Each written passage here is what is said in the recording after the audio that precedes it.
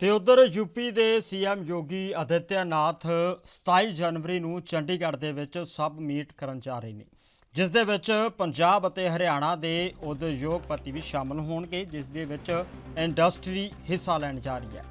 ਪਰ ਜੇਕਰ ਪੰਜਾਬ ਦੀ industry UP ਦੇ ਵਿੱਚ ਜਾਂਦੀ ਹੈ ਤਾਂ ਪੰਜਾਬ ਦੀ ਆਰਥਿਕਤਾ ਦੇ ਉੱਤੇ ਇਸ ਦਾ ਅਸਰ ਕੀ ਹੋਵੇਗਾ। ਅਰਥ ਸ਼ਾਸਤਰ ਦੇ ਮਾਹਿਰ ਵਿਮਲ ਅੰਚਮ ਦੇ ਨਾਲ ਸਾਡੀ ਟੀਮ ਨੇ ਖਾਸ ਗੱਲਬਾਤ ਕਰਕੇ ਇਹ ਜਾਣਨ ਦੀ ਕੋਸ਼ਿਸ਼ ਕੀਤੀ ਹੈ। आओ जानते हैं की कहना उन्होंने।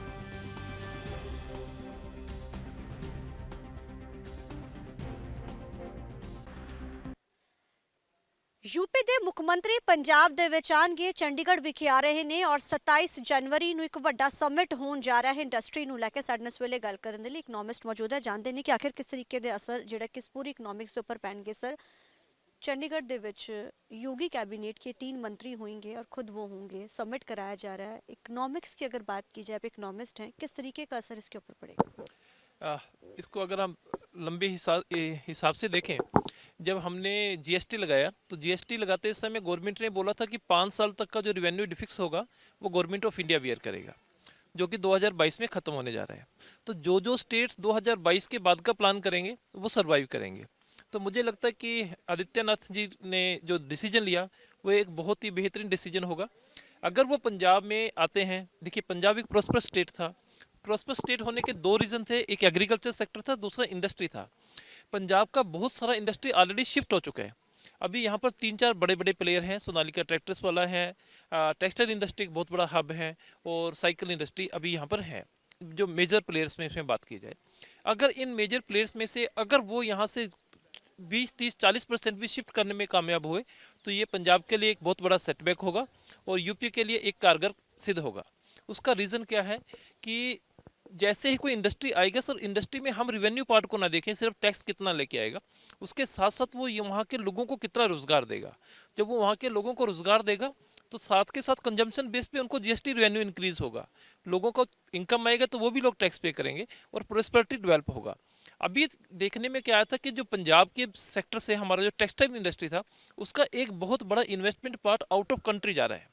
आउट ऑफ कंट्री में अगर बांग्लादेश में आप टेक्सटाइल इंडस्ट्रीज़ की स्टडी करें तो इंडिया के जो इन्वेस्टमेंट है वो बहुत ज़्यादा डे बाई डे बढ़ता गया। रीज़न क्या था कि पंजाब में लेबर की शॉर्टेज है, क्योंकि पंजाबी जो लोग हैं वो ज़्यादातर बाहर जा रहे हैं। शॉर्टेज होने की वजह से कॉस्ट ऑफ प्रोडक्शन बढ़ता जा रहा है। तो यहाँ से इंडस्ट्री को शिफ्ट करने में इंडस्ट्री को भी एक आधार चाहिए जहाँ पर वो उनको एक लैंड प्रोवाइड करवाएं, बेसिक फैसिलिटीज़ प्रोवाइड कराएं, सिक्योरिटी प्रोवाइड करवाएं और साथ के साथ वहाँ पर लेबर अवेलेबल हो जाए।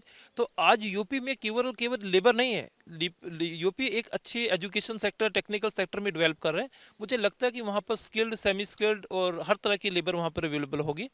और जो इनिशिएटिव पिछले 2 साल में देखने को मिले, कोविड के टाइम पे भी यूपी ने अच्छा काम किया, तो मेरा मानना है कि वहाँ पर सरकार आदित्यनाथ जी की बहुत अच्छा काम करेगी।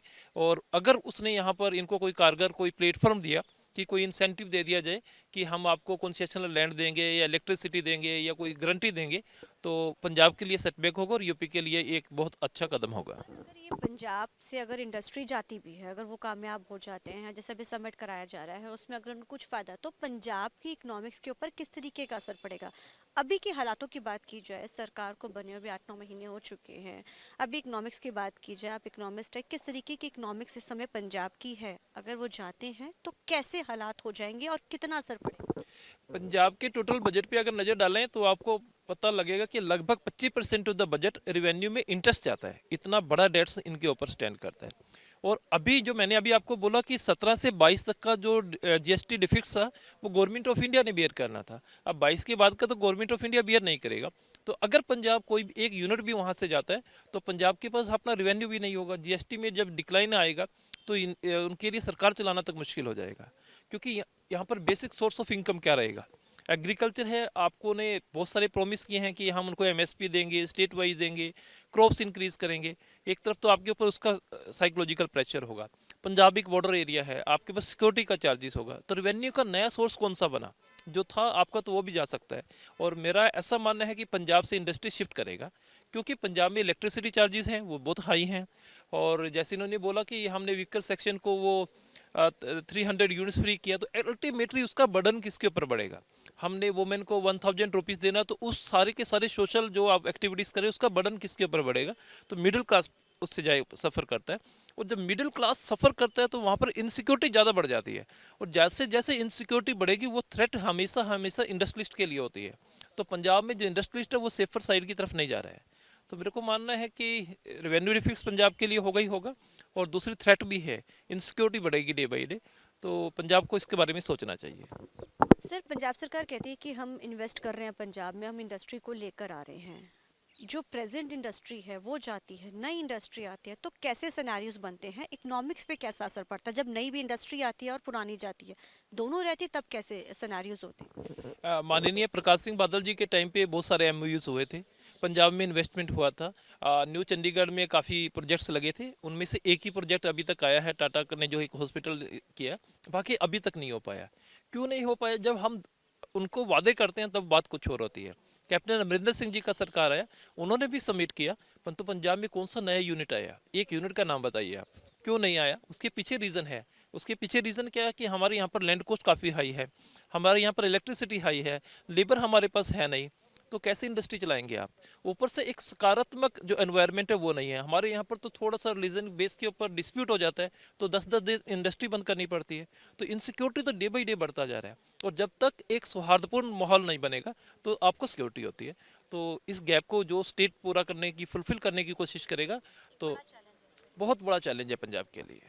सो पंजाब ਲਈ ਬਹੁਤ ਵੱਡਾ ਚੈਲੰਜ ਹੈ। ਸਾਡਾ ਗੱਲ ਕਰਨ ਦੇ ਲਈ ਇਕਨੋਮਿਸਟ ਕੈਮਰਾਮੈਨ ਵਿਨੋਦ ਦੇ ਨਾਲ ਚੰਡੀਗੜ੍ਹ ਤੋਂ ਅਮਨਪ੍ਰੀਤ